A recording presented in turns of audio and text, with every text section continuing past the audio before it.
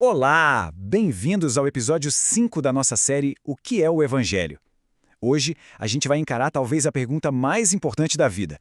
Como é que um pecador pode ser aceito por um Deus que é perfeitamente santo? O nosso tema é justificação pela fé. Então vamos mergulhar fundo nessa questão. E para entender isso direito, a gente precisa mudar de cenário. Pensar menos numa sessão de terapia, sabe, onde o objetivo é se sentir melhor, e mais num grande drama de tribunal. O cenário aqui não é um divã de psicólogo, mas sim um tribunal divino. E a pergunta que para no ar é essa: como é que um réu, que a gente sabe que é culpado, pode sair dali com um veredito de justo?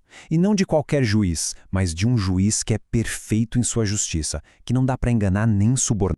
Pois é, diante dessa tensão toda, a humanidade historicamente tenta escapar por dois caminhos, que, na verdade, são dois becos sem saída. De um lado, tem o que a gente pode chamar de religião de desempenho. É aquela ideia de que eu preciso impressionar a Deus, sabe? Preciso merecer ser aceito. É uma corrida sem fim. Do outro lado, tem o extremo oposto, a tal da graça barata. É o pensamento de que, já que Deus perdoa tudo, então minhas ações não importam mais. Veja bem, um caminho esgota a gente tentando merecer o que é de graça, o outro simplesmente esvazia o evangelho, tira todo o poder que ele tem de transformar a nossa vida.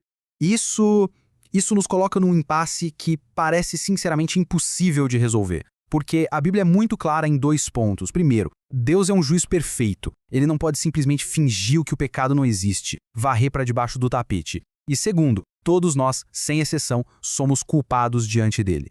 Então a grande pergunta que ecoa nesse tribunal divino é: como é que um juiz justo pode declarar um culpado como inocente sem deixar de ser justo ele mesmo? É um dilema então. A resposta que a Bíblia dá para esse dilema todo está numa única palavra, mas uma palavra poderosa: justificação.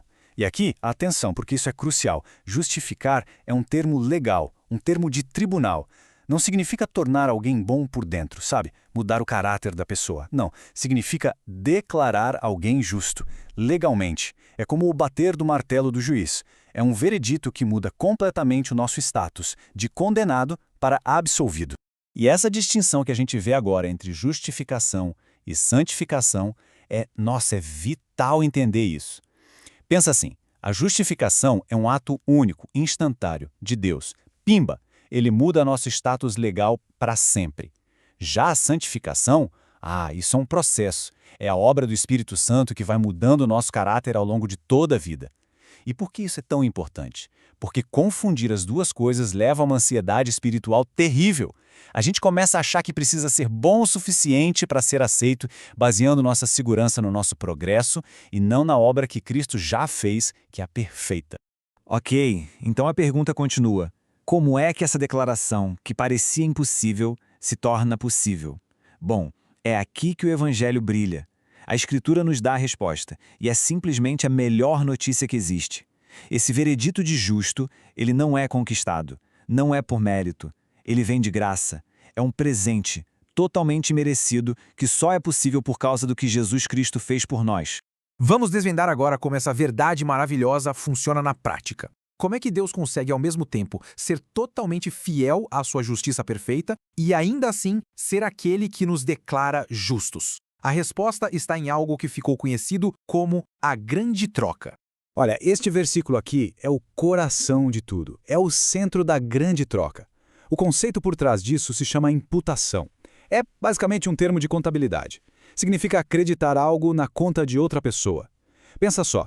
Lá na cruz, Deus tratou Jesus, que nunca pecou, que era perfeito, como se ele tivesse cometido todos os nossos pecados. E, em troca, ele nos trata, a nós que somos pecadores, como se a gente tivesse a justiça perfeita de Cristo. É uma troca de contas, literalmente. Então, vamos resumir para ficar bem claro. O que acontece aqui é uma transação divina que é de tirar o fôlego. Passo 1. A nossa dívida de pecado, toda ela, foi legalmente transferida para a conta de Cristo, e ele pagou essa conta por completo na cruz. Passo 2. A vida perfeita de Cristo, a sua justiça, foi legalmente transferida para a nossa conta. É por isso e somente por isso que Deus pode nos declarar justos. Ele não está mais olhando para a nossa ficha corrida, que é péssima. Ele está olhando para a ficha perfeita de Cristo, que agora está em nosso nome. Certo. Se essa justiça perfeita é um presente, como é que a gente recebe esse presente? A Bíblia nos dá uma resposta que é, ao mesmo tempo, muito simples e muito profunda. Pela fé. e somente pela fé. Mas, claro, isso levanta uma pergunta muito comum e talvez já esteja passando pela cabeça de alguém. Ué, mas se depende da minha fé, então a fé não vira uma espécie de obra? Não é a minha contribuição para ser salvo? O meu mérito? A resposta para isso é um gigantesco libertador não. A fé não é o mérito. A fé não tem mérito nenhum em si mesma. A melhor imagem que a gente pode ter é a de uma mão vazia. Pensa num mendigo. A mão dele não cria o pão, não merece o pão, ela só se estende para receber o que está sendo oferecido. A fé é isso, é a mão vazia que recebe o presente da justiça de Cristo. É por isso que o apóstolo Paulo diz algo tão chocante, que Deus justifica o ímpio que simplesmente crê. E o apóstolo Paulo, quando escreve sobre isso, nossa, ele é incrivelmente apaixonado. Para ele, qualquer tentativa de misturar as coisas, de adicionar nossas obras, nosso esforço, junto com a fé como base da nossa aceitação, isso não é só um errinho teológico. Para ele, isso é abandonar o evangelho da graça por completo. E olha, isso aqui é uma notícia libertadora para qualquer pessoa que já se preocupou se a sua fé era forte ou suficiente. O valor da fé não está na fé em si, na intensidade do nosso sentimento. O valor dela está totalmente no objeto em que ela confia. Pensa comigo. Uma fé fraquinha, mas que está agarrada num Salvador todo-poderoso, é infinitamente mais segura do que uma fé gigante em qualquer outra coisa. A fé salva porque ela se agarra em Cristo. É Ele quem faz o trabalho. E quando essa verdade finalmente se assenta no coração da gente, uau! Ela nos tira daquela tensão do tribunal e nos coloca na paz da sala de estar. O veredito final do juiz não é condenação, é paz. Uma paz profunda, real e duradoura. E é muito importante entender isso. Não estamos falando de um sentimento quentinho, sabe? Uma emoção que vai e vem. Não.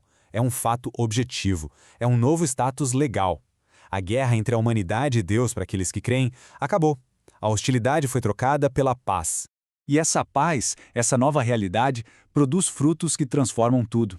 Primeiro, a gente fica livre daquela ansiedade de ter que performar para ser aceito. A gente pode descansar. Segundo, isso acaba com o nosso orgulho. Porque se tudo é de graça, se é um presente, não tem do que se gabar, certo? Só resta gratidão. E por fim, isso nos coloca num caminho totalmente novo. Uma fé que justifica nunca, jamais fica sozinha. Ela sempre começa a produzir uma vida transformada. No fim das contas, a justificação pela fé muda a pergunta central da nossa vida. A pergunta deixa de ser sobre nós, sobre o nosso desempenho. Ela se volta para a única coisa que realmente importa. A questão não é mais: será que eu sou bom o suficiente? A pergunta passa a ser: Cristo é suficiente? E a resposta do Evangelho é um sim que ecoa pela eternidade. Tudo isso nos deixa com uma pergunta fundamental, não é?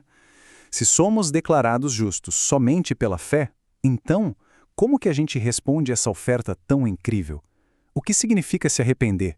O que é ter uma fé que é verdadeira? Bom, é exatamente isso que vamos ver no nosso próximo encontro.